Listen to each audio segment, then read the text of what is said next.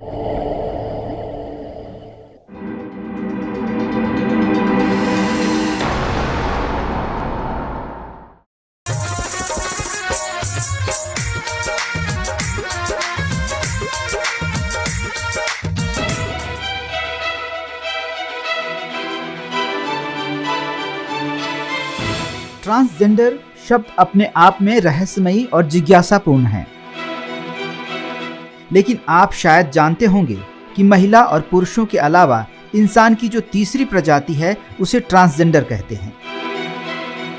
भले ही ट्रांसजेंडर को समाज में एक अलग तरीके से देखा जाता है, लेकिन इन ट्रांसजेंडरों की जिंदगी एक आम इंसान की जिंदगी से अलग होती है।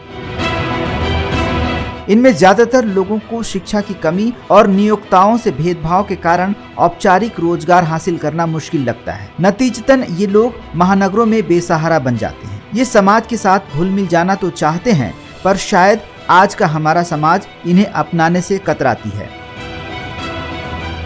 ट्रांसजेंडरों को समाज में भेदभाव और हिंसा का सामना भी करना पड़ता है। इसको रोकने के लिए सरकार ट्रांसजेंडर अधिकार संरक्षण अधिनियम 2019 लेकर आई है, जिनमें ट्रांसजेंडरों की परिभाषा तय की गई है।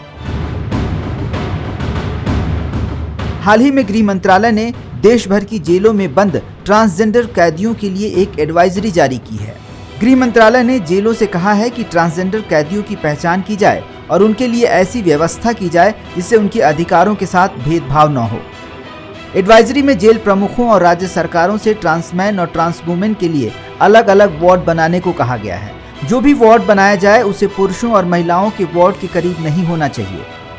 इसके साथ साथ ट्रांसजेंडर के लिए अलग से शौचालय और शावर की सुविधाएं के संबंध में गोपनीयता का पूरा ख्याल रखा जाना चाहिए।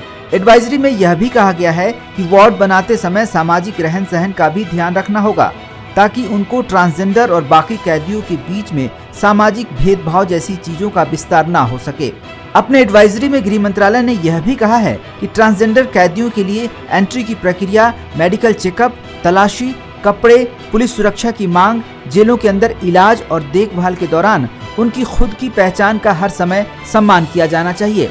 इसके लिए जेल विभाग ट्रांसजेंडर अधिकार संरक्षण अधिनियम 2019 के प्रावधानों के तहत पहचान प्रमाण पत्र हासिल करने की प्रक्रिया को और सुविधाजनक बना सकते हैं। ट्रांसजेंडर का जेल रजिस्टर के साथ साथ इलेक्ट्रॉनिक रिकॉर्ड भी शामिल किया जाना चाहिए। यदि अदालत के वारंट में कैदी के स्व पहचाने गए लिंग का उल्लेख नहीं है, तो जेल अधीक्षक को कानूनी सेवाओं की मदद से दस्तावेज में बदलाव करना होगा। केंद्रीय गृह मंत्रालय ने जेल अधिकारियों से जेलों के अंदर ऐसी व्यवस्था करने को कहा है जिससे ट्रांसजेंडर कैदियों की पहचान को न सिर्फ मान्यता मिले, बल्कि उनके अधिकारों के साथ भेदभाव भी ना हो। राष्ट्रीय अपराध रिकॉर्ड ब्यूरो के अनुसार 2020 में देश भर की जेलों में 70 ट्रांसजेंडर कैदी थे। हालांकि जेलों की बदतर स्थिति को लेकर सुप्रीम कोर्ट राज्य सरकारों को गाहे बगाहे फटकार लगाती रहती है। ऐसे में अब देखना होगा कि गृह मंत्रालय के इस आदेश को किस तरह जेल प्रशासन अमल में लाता है। ब्यूरो रिपोर्ट, ओजांग टाइम्स।